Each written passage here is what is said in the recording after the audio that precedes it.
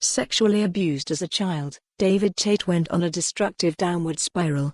A film exploring his personal tragedy will receive its world premiere in Glasgow, reports Sandra Dick.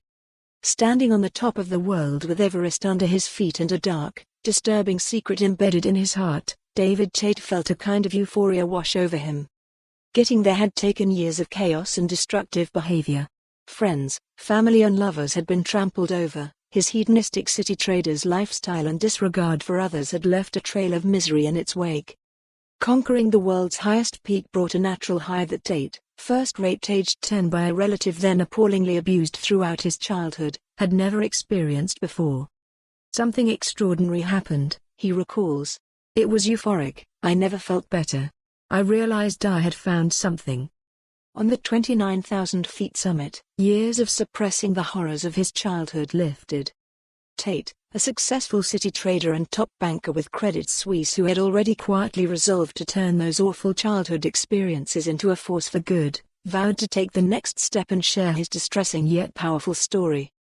Now a harrowing but uplifting film that depicts how he overcame a childhood blighted by sexual predators and which scarred his journey into adulthood will receive its world premiere at Glasgow Film Festival.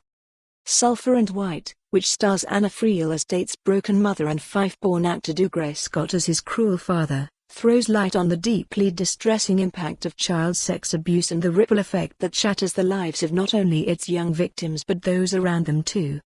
Using flashback sequences, it links years of abuse and suppressed hurt with Tait's subsequent destructive and self-indulgent behavior which triggered the breakdown of his first marriage and 2 suicide attempts. Although it is deeply disturbing, Tait says he is hopeful the film will encourage debate over the far-reaching impacts of child abuse, and help lift the stigma that may discourage victims from seeking support and avoid a descent into a troubled adulthood.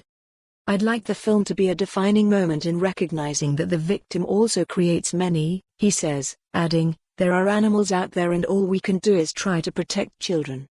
His ordeal began when he was just 10 years old while working for a relative in a tea room in Deptford Park, South London. Caught pinching a chocolate bar, Tait's punishment was to be brutally raped and warned not to tell. The assaults continued for an entire summer and included episodes involving groups of men, with the youngster's head covered with a sack to protect the identities of his attackers. Later, Tait was subjected to abuse from his own father. The film explores how that abuse affected H. For more on this story, visit the news article link.